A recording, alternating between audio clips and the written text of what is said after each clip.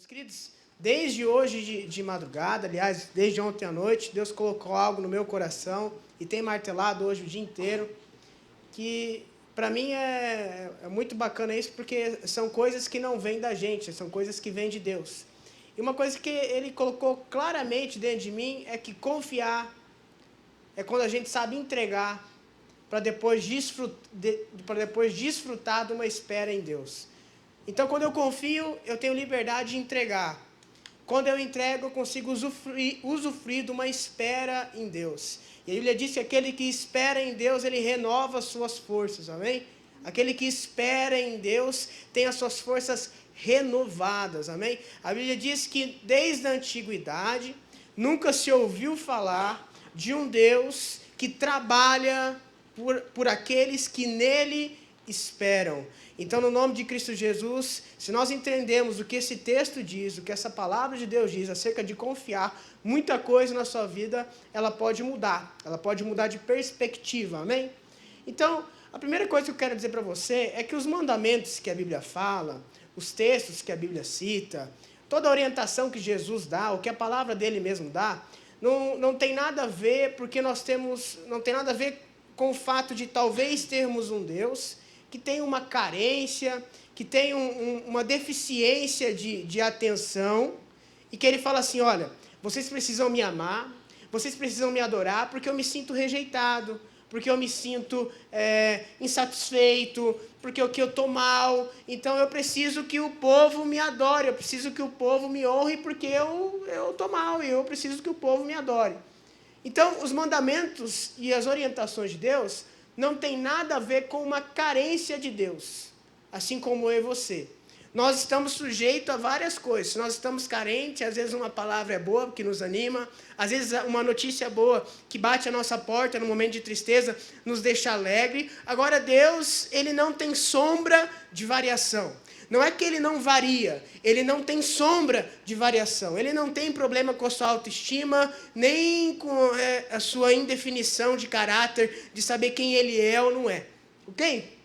Então, toda vez que ele dá um mandamento, uma orientação para mim e para você, é porque ele sabe que através disso nós temos o incrível potencial de alcançar o nosso propósito aqui na Terra. Vivemos aquilo que nascemos para fazer, aquilo que nascemos para viver. E quando eu e você encontramos isso na vida, meu irmão, você consegue viver de maneira feliz, de maneira alegre. Eu vou te dizer que tem pessoas que têm tudo, que os bens materiais, os recursos podem dar, mas elas são infelizes porque sequer alcançaram e descobriram a verdadeira finalidade do seu existir.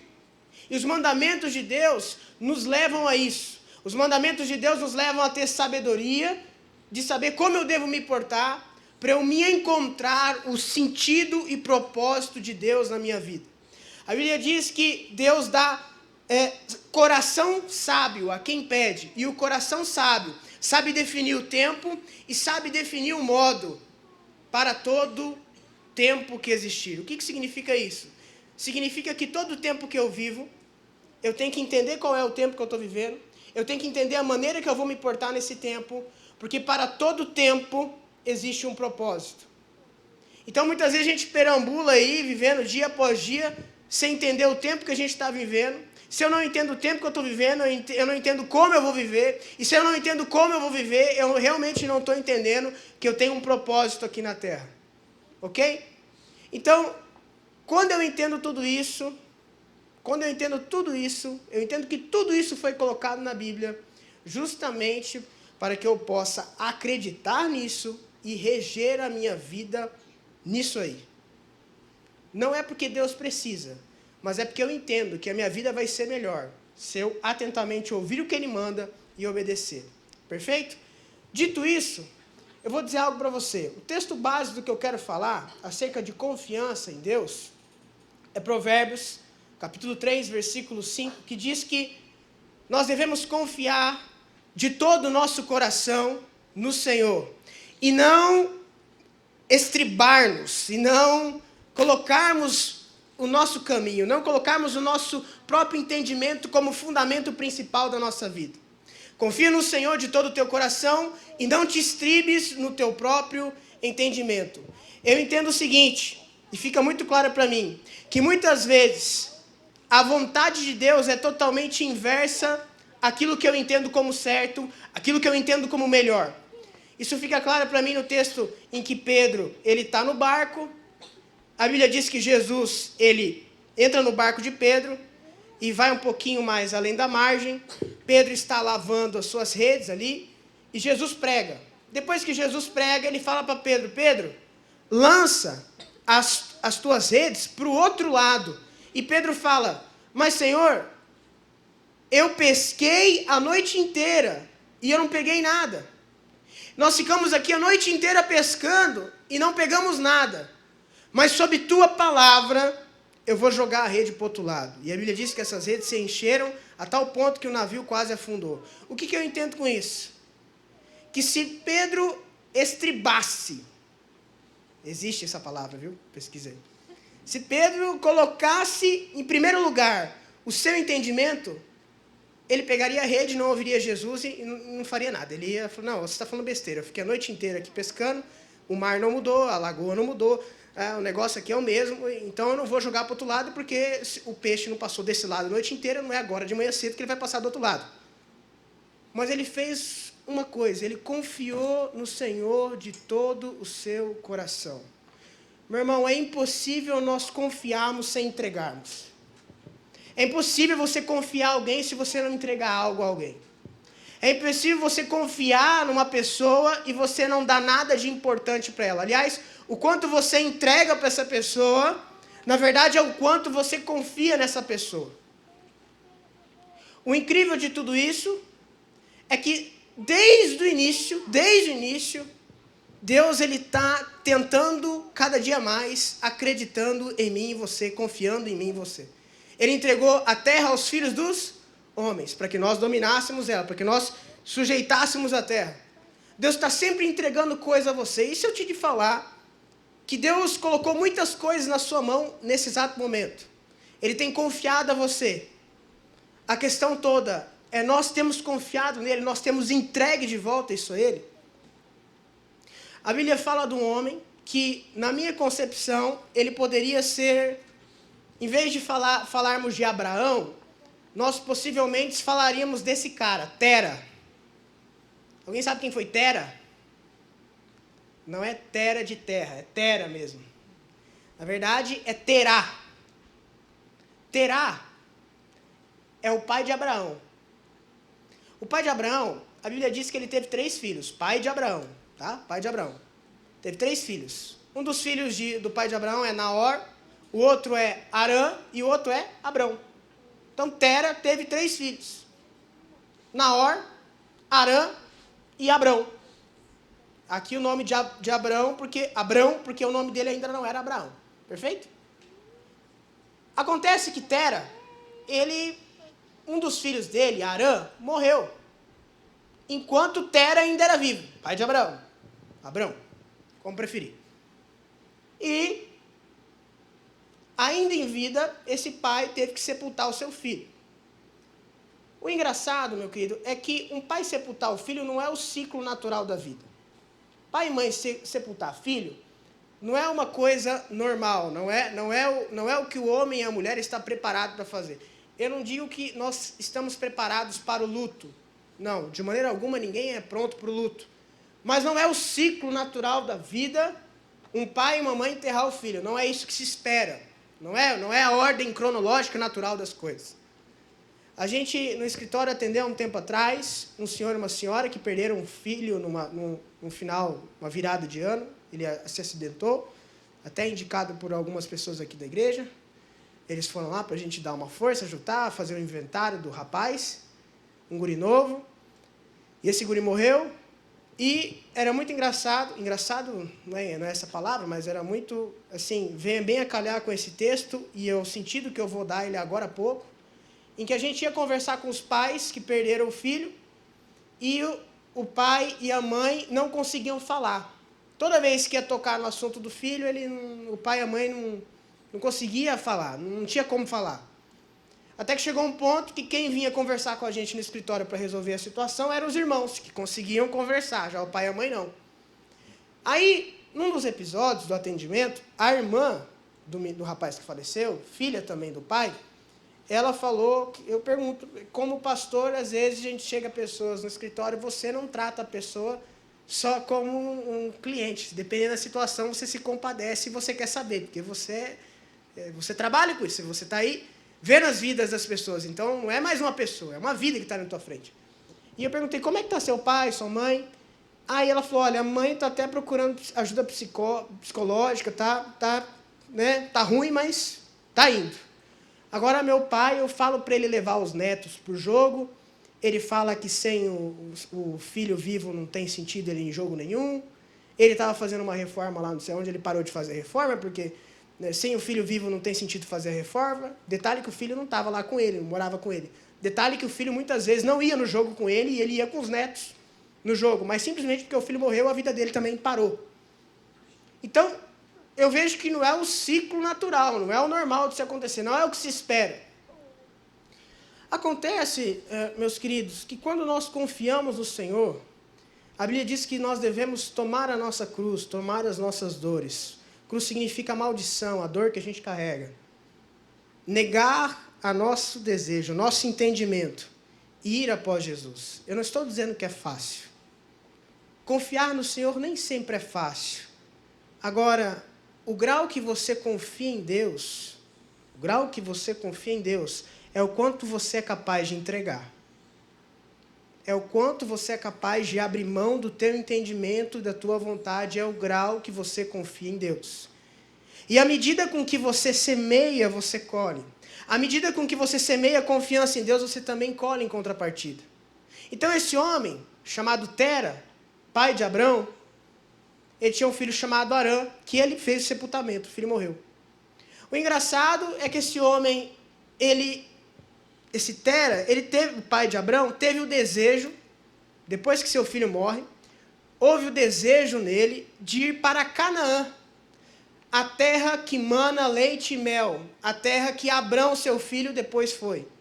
Acontece que quando Tera está saindo de Ur dos Caldeus para ir até Canaã, quando ele está lá caminhando para ir Canaã, ainda em Ur dos Caldeus, ele se depara com uma cidade chamada Harã. Harã, aonde o seu filho morreu.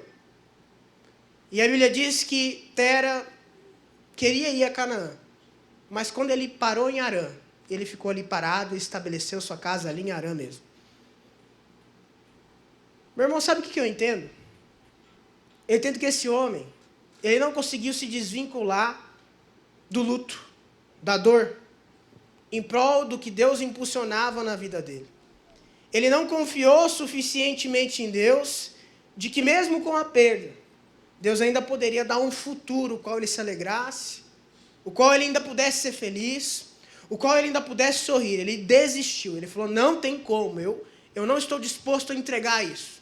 Eu não estou disposto a viver uma nova etapa, eu estou disposto literalmente a ficar preso aqui na situação que marcou a minha vida, que foi onde meu filho morreu. Eu vou ficar em Harã. Mesmo que eu sei que há uma inclinação em mim, querendo ir para Canaã, eu vou ficar em Harã. Porque há muito sentimento envolvido, há muita dor envolvida, eu vou ficar aqui. O engraçado é que Deus respeita a decisão dele. Sabe, uma coisa, meu querido, eu vou dizer para você. Talvez você possa não viver tudo que Deus tem para a sua vida. Isso é um risco. Há um risco disso acontecer. Agora a Bíblia diz que os planos de Deus, esses planos de Deus, eles sim que não são frustrados. O que Deus não conseguiu na vida de Tera, ele chama Abraão e fala, Abraão, sai da tua terra, da tua parentela, e vai para a terra que eu vou te mostrar, é a terra Canaã. Abraão sai, até que chega na terra Canaã. Agora, o incrível de tudo isso é que há uma semelhança aqui entre o pai de Abraão e Abraão. O pai de Abraão ficou aprisionado no lugar em que seu filho morreu. Ele não conseguiu confiar no Senhor de todo o teu coração. Ele não conseguiu. Ele estribou-se no seu próprio entendimento, no seu próprio sofrimento. Ele ficou lá. Friso, eu não digo que confiar no Senhor é algo fácil, porque não tem nada a ver com facilidades. Eu não estou vendendo facilidades aqui. Confiar no Senhor nem sempre é fácil. Aliás, depende do grau do quanto você vai ser abençoado. Ter Deus contigo, na verdade, não é fácil nem um pouco. E eu vou te dizer por quê. Porque quando Gideão, ele está com mais de 30 mil homens lá com ele, 50 mil homens. Ele vai encarar um exército com mais de 100 mil, 200 mil. O entendimento dele diz, olha, já está difícil. E aí vem o coração dele que confia em Deus, e Deus fala para ele, ó, pode tirar um monte de gente aí, vamos só com 300 aí, porque está muito fácil. Então nem sempre confiar em Deus vai ser na tua lógica. Aliás, provavelmente não seja nada a ver com a tua lógica. Perfeito? Nunca, muito difícil vai ser pelo teu entendimento. Por isso que a Bíblia diz, confia no Senhor com todo o teu coração. E não te estribes no teu próprio entendimento, no teu pensamento. E isso muda a tua conduta, porque o que eu entendo é o que eu faço. Eu sou o resultado daquilo que eu penso. Se eu estou aqui me comportando e falando o que eu estou falando, é porque uma hora eu pensei nisso. Não estou inventando, eu pensei. Então veja, Abraão, e o grande ponto que tem aqui entre Abraão e seu pai Tera, é que os dois falam acerca de um filho. E a vida deles é definida pela entrega de um filho. Pela entrega daquilo que há de melhor. Pela entrega daquilo que é mais importante. A vida deles foi definida a partir disso. Nós vemos um homem chamado Abraão, que passou-se anos e hoje é considerado pai da fé, e literalmente não é só na Bíblia que ele é o pai da fé. A religião cristã, a religião islâmica e a religião judaica são as três que dominam o mundo, veio de Abraão, pai da fé. E a Bíblia já falava que ele seria pai de multidões antes de tudo isso acontecer, lá atrás. E hoje fica claro, é números, é matemática, vai pesquisar que você vai ver. Esse homem, ele fica aflito como todo ser humano, e a sua esposa teve a ideia de perceber que ela era estéril, não tinha filhos. Falou assim, olha Abraão, se deita com a escrava Agar, a nossa concubina aqui, tenha um filho com ela e vamos adotar esse menino. E de repente, ele faz isso, ele se deita com Agar e gera um filho chamado Ismael. Você sabe o que me chama a atenção nessa história toda? A Bíblia diz que nós temos um Deus que tem o coração dos reis na mão, certo? Deus poderia ter escolhido Ismael e usado Ismael como precursor da nova aliança, como filho abençoado e escolhido? Poderia ou não poderia? Poderia. Claro que poderia. Deus é Deus. Ele faz o que ele quer. Ele usa quem quer. Ele pega da situação mais impossível e coloca impossível. Ele olha para José como escravo num dia. Em poucas horas ele transforma o cara em governador do Egito. Deus é Deus. Pouco tempo. Deus não tem limitação nenhuma. Ele poderia ter usado Ismael. Agora a minha pergunta para você é por que Ismael não foi usado? E Deus falou algo muito interessante comigo. Porque depois de Ismael, a esposa legítima de Abraão ficou grávida. Um milagre. E veio um menino chamado Isaac. Agora você quer saber por que Deus não usa Ismael e permitiu que Isaac viesse? Porque o amor de Abraão sobre a vida de Isaac era muito maior do que o amor de Abraão sobre a vida de Ismael. Tá, e o que isso tem a ver, pastor? Tem a ver que quando Deus pede o filho a Abraão, ele pede uma entrega muito maior do que se fosse só Ismael. Ele pede uma entrega que significava muito mais para Abraão do que fosse só o filho dele com a escrava.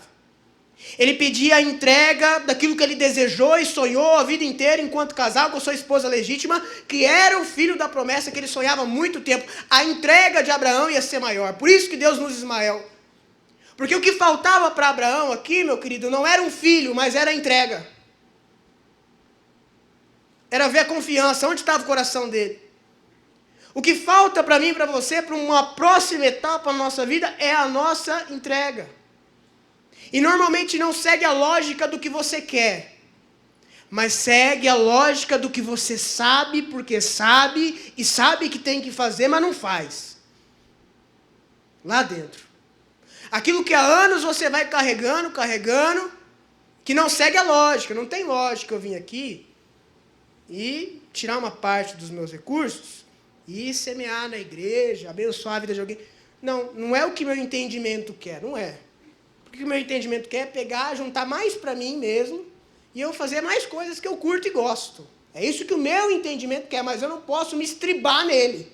Eu não posso ir por ele. Eu tenho que confiar no Senhor de todo o coração, de que se eu tirar do meu, abençoar o outro, eu vou ganhar. Eu estou emprestando para Deus, eu estou entregando na mão de Deus. Então, entenda. Eu quero ler só esse texto com vocês. Gênesis 22, versículo 15 a 18. Gênesis 22, 15 a 18. Você pode olhar no telão. Quando Abraão, ele pega Isaac e leva até o monte, ele vai matar Isaac. E de repente o anjo do Senhor grita a primeira vez: Abraão, não mate, poupe o menino. E aqui está o anjo gritando pela segunda vez. Olha só.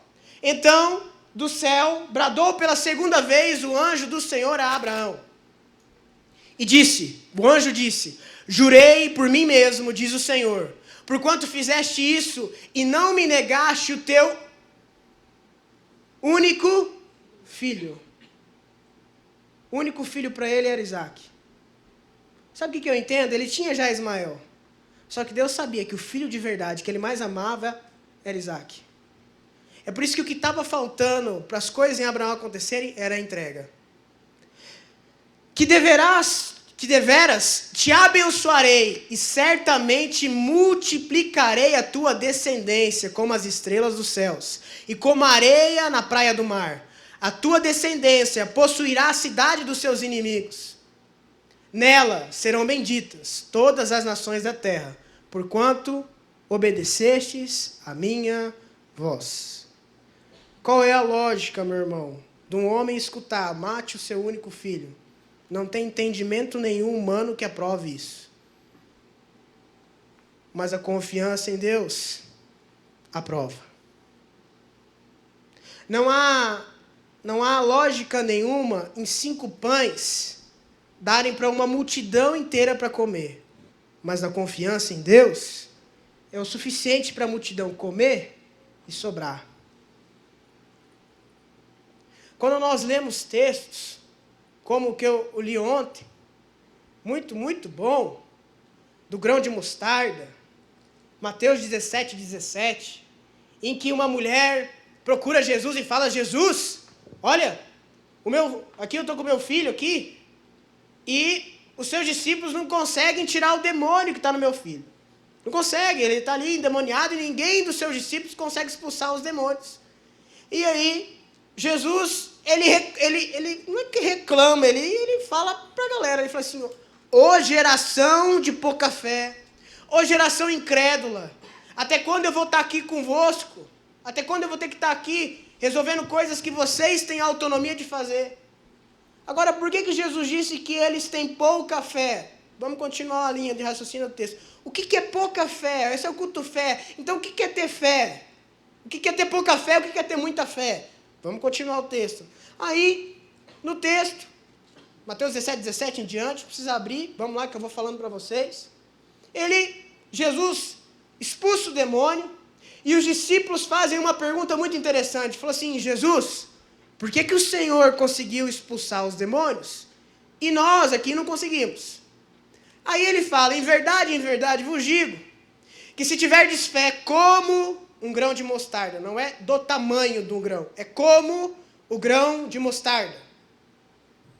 Você vai falar para os montes se moverem de um lugar para o outro, os montes vão se mover. E nada do que vocês pedirem ou quiserem lhes será impossível, se você tiver fé. Além disso, há certas castas de demônio que só saem com jejum e oração. É o que ele conclui. Aí tem teólogos que dizem, mas pastor, esse texto de jejum e oração está entre parênteses. Ok, mas há correntes que dizem que o fato de estar em parênteses é porque talvez não esteja em todos os originais da Bíblia.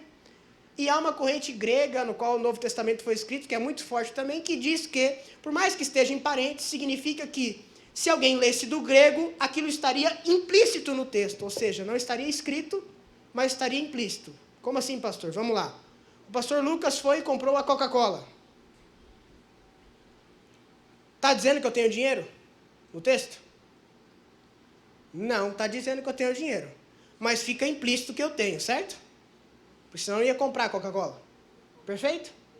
Então, quando o texto diz que há certas castas de demônios que só saem com jejum e oração, a Bíblia diz que está entre parênteses, porque do grego não fica escrito isso expressamente. Mas quem lê grego, entende grego, sabe que na dialética desta língua está implícito esta verdade. Mas o fato de tudo isso, que me intriga muito, é que a fé é como um grão de mostarda. O que eu faço com uma semente? O que eu faço com a semente? Eu como ela? Eu planto? Semente eu planto. Eu cuido do solo. Eu adubo. Eu rego. Vem a tempestade, eu estou lá cuidando. Eu vou cuidar do lugar que eu vou plantar. Se vier acontecer alguma coisa, algum animal, alguma coisa, tá ali, eu vou cuidar. Se vem um inseto, eu vou cuidar. A fé, meu irmão, é algo que você vai regando dia após dia, e você só pode regar ela com dificuldade. Você só pode regar ela quando as coisas não lhe parecem favoráveis.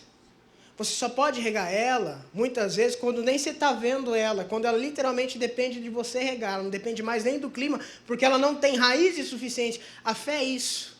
A fé é um proceder de vida. A fé não é de uma hora para outra, não, é um proceder de vida. A fé é uma certeza de que aquilo é a única solução, de que vai acontecer. A fé é o que a mulher do fluxo de sangue disse: olha, eu gastei tudo que eu tinha para me curar da doença. Então eu cheguei à conclusão que eu já entreguei tudo. Eu só preciso tocar em Jesus. E se eu tocar esse homem, eu vou correr o risco de ser morta aqui no meio do caminho, mas eu vou tocar esse homem, e quando eu tocar esse homem, eu vou ser curado. Agora, quantas pessoas esbarravam em Jesus e ele só parou por causa de um toque, porque era o toque de alguém que estava entregando a vida, que era capaz de ser morta ali, porque alguém que andava sangrando era alguém considerado impuro, e aquela mulher era impuro, ela era solteira ou viúva, enfim, estava ali andando sozinha, possivelmente desolada de todo mundo, sem recurso algum, mas ela esteve disposta a entregar tudo para encontrar com Jesus. Isso é fé. Fé é confiar. Confiar tem a ver com entrega. Quer me dizer que você tem fé? Eu te pergunto quanto você entrega. E quando eu digo entrega, meu querido, eu digo entregar literalmente. A Bíblia diz que nós não devemos andar ansiosos por coisa nenhuma. Meu irmão, deixa eu te falar, se você ficar alimentando pensamentos que você orou, depois que você orou, na verdade você não entregou. Então você ainda está resolvendo eles, ainda está na tua mão, não está na mão de Deus. Quando a Bíblia diz que nós não devemos andar ansiosos, isso fica muito claro que não é uma sugestão, é uma ordem. Porque se você anda ansioso, meu irmão, se você anda ali perturbado com aquele pensamento, ele ainda é teu, ele não é de Deus. Porque quem confia, entrega. Quem confia, entrega. Deus entregou a terra na mão do homem. Deus entregou seu filho à humanidade. Quem confia, entrega. Agora, o que me chama a atenção nessa história toda, aqui, em tudo que eu estou falando aqui, é que a maneira de nós aprendermos a viver uma vida de entrega, a resposta dela, a Bíblia diz: não andeis ansiosos por coisa alguma, antes fazei conhecidas as vossas petições a Deus, em ações de graças, em louvores, enfim. A maneira de nós vivemos uma vida de confiança e de entrega não é outra senão começar pelo tempo de oração. Sem uma vida de oração, meu irmão, você não vai ter a coragem de entregar muitas vezes. E quando eu digo oração, eu não digo oração só do dia a dia, que você ora o dia inteiro falando com Deus, como Paulo diz, orai sem cessar, você ora o dia inteiro. Eu muitas vezes estou assim, orando o dia inteiro. Mas há uma oração que também é muito importante, é uma oração que promete recompensa. É a oração do fechar a porta, trancar o seu quarto e falar com o teu pai que te ouve em secreto, que é a oração que Jesus disse. E o teu pai que te ouve em secreto, ele vai te recompensar. Se isso tem acontecido na sua vida, eu acredito que com o tempo, você vai parando de tomar todas as coisas para si. Não tente achar que contando problema para todo mundo, ele vai se resolver. Não tente achar que contando o problema para si mesmo o dia inteiro, porque tem gente que simula briga na cabeça. Ele já está ali vendo todas as possibilidades na situação, porque ele abraçou. O problema literalmente é dele. Quando você pode ver uma vida de confiança e entrega ao Senhor em tudo. Eu acredito de todo o meu coração que o nível de intensidade que você souber entregar vai ser o nível de intensidade que você vai ter como resposta disso. Sabe, eu vejo que nós temos um Deus que Ele não faz acepção de pessoas. Ele não faz. Às vezes eu e você, nós fizemos. Por exemplo, eu gosto de conversar com um lá. Já outro, eu não curto muito conversar. Então, eu, enquanto ser humano, eu vou lá e gosto de conversar com fulano. Porque eu gosto, papo lá é mais legal. Eu faço, mas Deus não. Deus não tem isso. Então, eu reparo que Deus escolheu algumas pessoas e fez proezas na vida de algumas pessoas, mas eu reparo que sempre que Deus fez proezas na vida dessas pessoas, antes disso teve uma entrega. Normalmente tem uma entrega, há uma confiança. Davi, ele viu o gigante baixinho, fraquinho, tudo dizendo no entendimento de todo mundo, nunca. Mas a confiança de todo o coração em Deus dizia, agora é tua chance, baixinho. Agora é tua vez de arrebentar o pau da barraca, vai que é tua. Aos olhos de todo mundo era, se prostra, rapaziada, senão vocês vão morrer. Esse é o entendimento correto. Mas para quem confia em Deus em todo o coração, fala, não, eu vou ficar em pé, porque vale a pena morrer, por amor do meu Deus, eu fico aqui em pé. E se for para a fornalha, não tem problema, se Deus quiser, Ele me livra, senão não. E de repente o resultado disso é 3 jovens na fornalha, e um homem lá dentro com eles. E a pergunta de um para o outro é, quem é esse 4º homem que está na fornalha, que parece um dos filhos de Deus? O Senhor acampa seus anjos ao redor daqueles que o temem e os livra. A Bíblia diz que aquele que habita no esconderijo do Altíssimo, a sombra do Onipotente descansará. Existe uma vida de descanso para mim e para você aqui na terra. Uma vida em que nós entregamos a nossa vida inteira na mão de Deus. E nós literalmente desentregamos, é dele. Quanto eu confio, pastor? Eu te pergunto, quanto você entrega? O quanto eu confio é o quanto você entrega. A Bíblia diz que se nós buscarmos em primeiro lugar o reino dos céus, todas as demais coisas vos serão acrescentadas. E Jesus continua dizendo, olha, homens de pequena fé, por que vocês ficam tão aflitos, sendo que os passarinhos, eles voam de um lado para o outro e têm o que comer? Homens de pequena fé, por que vocês ficam tão aflitos, se os lírios do campo, eles são vestidos por Deus? Olha a coisa mais linda, nem Salomão em toda a sua glória se vestiu como um deles. Quanto mais vós, homens de pequena fé, eu não vou cuidar e não vou zelar de vocês. Não vou guardar vocês.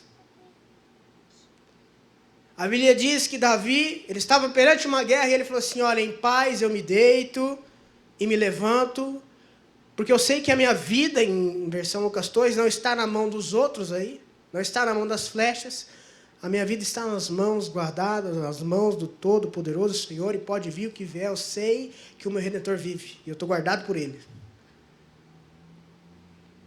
Uma vida de confiança é o quanto você está disposto a entregar. Você está disposto a dormir no meio de uma guerra ali, na situação que estava, ele precisava dormir, não tinha jeito, ele estava morto de cansaço, falou, ó, fiz tudo que deu, agora preciso dormir, não tem lugar para me esconder, vou montar a barraca aqui mesmo, ele monta a barraca e deita lá. Você saber que tem um gigante e você ter a confiança de entregar a sua vida para morrer por aquela causa.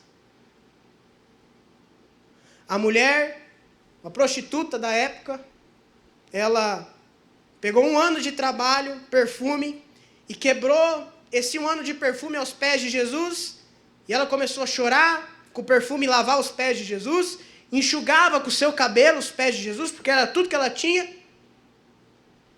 e todo mundo ao redor falando, esse Jesus não pode ser filho de Deus, esse Jesus não pode ser um profeta, porque ao menos saberia quem é que está lavando o pé dele, e saberia que é uma prostituta que não é digna de tocar um profeta, não pode.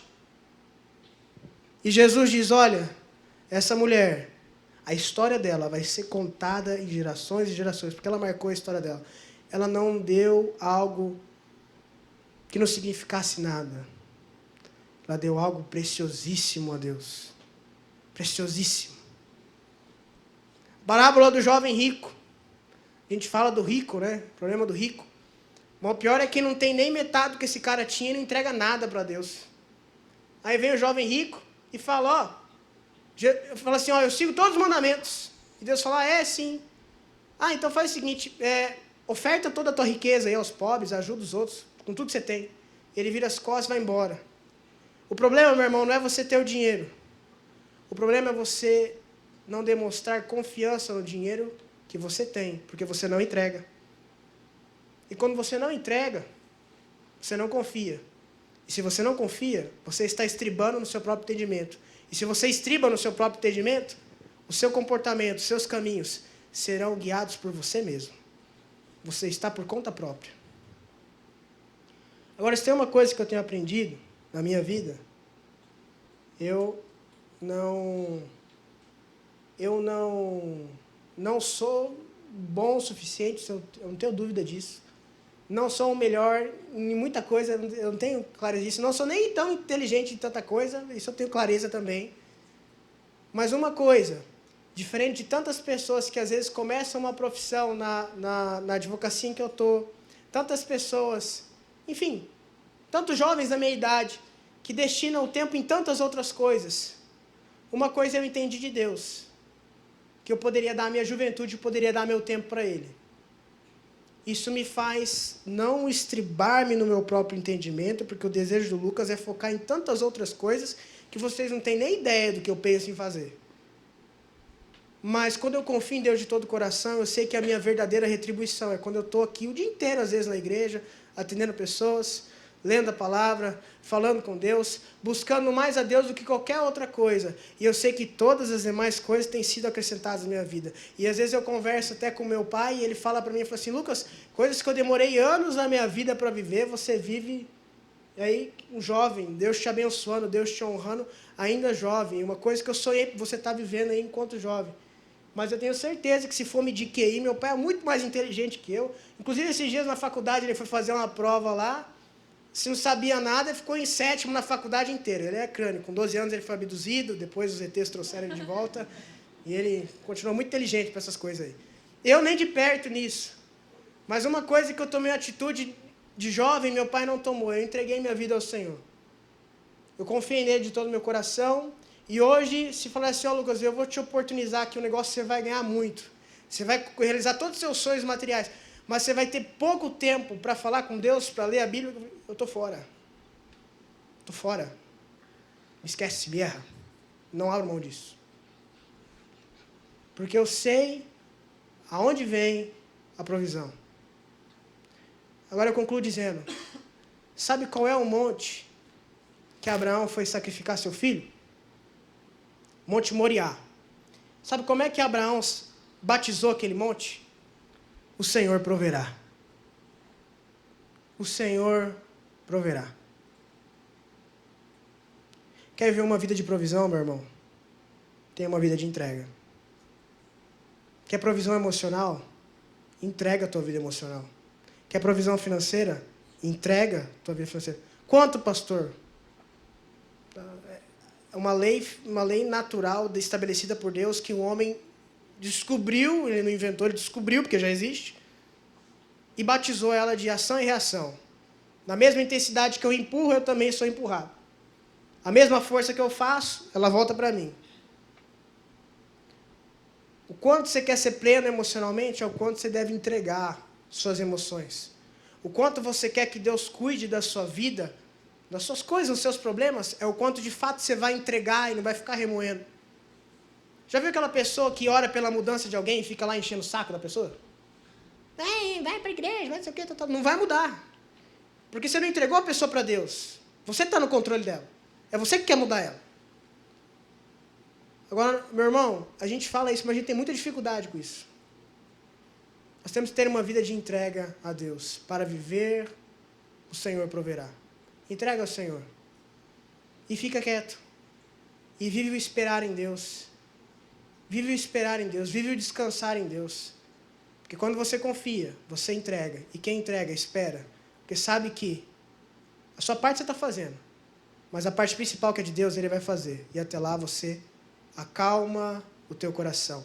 Encerro dizendo que a oração que Davi fez foi a mais inteligente. Ele fala: aquieta-te, ó minha alma, espera, pois, em Deus. Tua alma está louca, mas você manda ela ficar quieta e esperar em Deus. Porque você já entregou tudo na mão de Jesus. Amém? Curva a sua cabeça e entrega tudo na mão do Senhor. Talvez tenha algumas coisas, meus queridos, pode deixar a luz acesa. Talvez tenha algumas coisas que Deus já mandou você entregar e você está retendo. Seja um sentimento, seja o que for. Coisas que Deus mandou você entregar, mas você vive alimentando isso, arrumando desculpas para isso, arrumando justificativa para isso. E hoje é a noite de você literalmente confiar em Deus, de você entregar. Eu quero dizer que muitas vezes a sua vida está travada, está faltando o próximo nível, porque você não entrega, você não confia, você não entrega.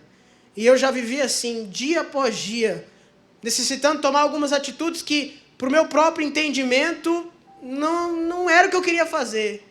Mas eu precisava negar a mim mesmo, eu precisava tomar a minha cruz e literalmente confiar em Deus. Hoje é um dia, meu irmão, de renúncia, mas uma renúncia boa. Você vai abrir mão de algo que não significa nada em relação àquilo que Deus quer te dar. Você vai abrir mão e vai entregar algo que para você pode até parecer que te custa muito, mas para Deus não é nada. Hoje Deus convida você a entregar a tua vida, a entregar as tuas finanças, a entregar teu relacionamento, a entregar tudo que você tem. Entrega nas mãos do Senhor. Para de falar, para de arrumar desculpa, para de arrumar justificativa. Hoje Deus quer o que você tem de melhor. Não é porque Ele está necessitado, é porque Ele quer que você comece a experimentar da provisão dEle. É que Ele quer que você realmente comece a desfrutar das promessas dEle para a sua vida. Quantas provas Ele já te mostrou e já demonstrou que mesmo fiel no pouco, Ele tem sido muito bom.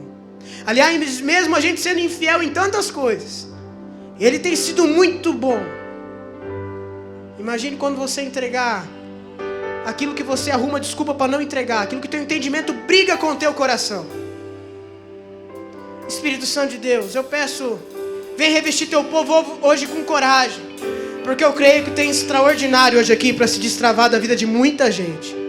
Tem extraordinário para se destravar da vida de muita gente, mas eu sei, Deus, que o entendimento delas, Deus, está privando elas do próximo nível, está privando elas do próximo passo. O Senhor quer, Deus, manifestar o monte da provisão. O Senhor quer fazer algo extraordinário. Mas hoje, Espírito Santo, convence de uma vez por todas que todos aqui consigam tomar a postura ideal e literalmente queimar o barco dessa postura, assumir o compromisso e falar: é isso, eu não volto atrás, está feito de uma vez por todas. Entreguei, Senhor. Talvez tenha pessoas aqui que o Senhor já mandou você dar algo simples, entregar uma palavra para alguém, demonstrar amor por alguém, cuidar daquela pessoa, falar algo para ela e você não falou. Talvez você está aqui hoje, Deus mandou você entregar algo para uma pessoa, na igreja, algo para ele e você não.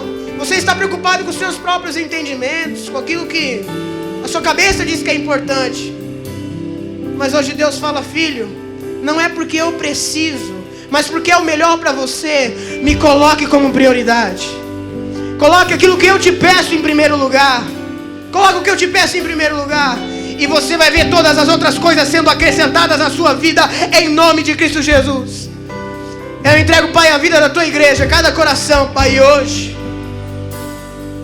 eu apresento, Deus, um dia de renúncia para viver algo muito maior, para viver algo muito melhor.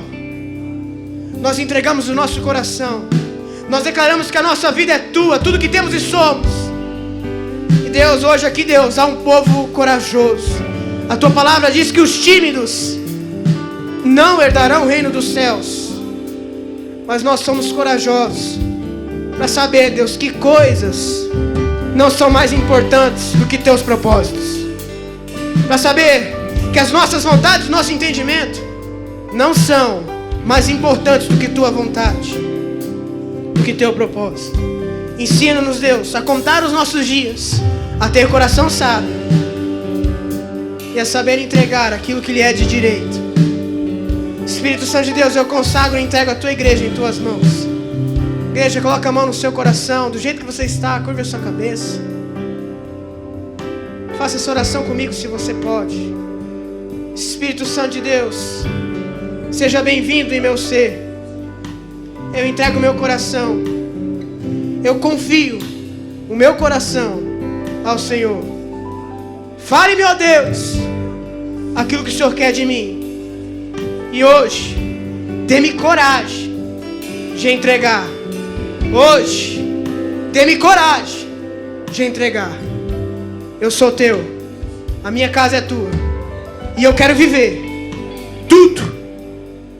tudo que o Senhor tem para mim. Em nome de Jesus. Amém, amém, amém, amém.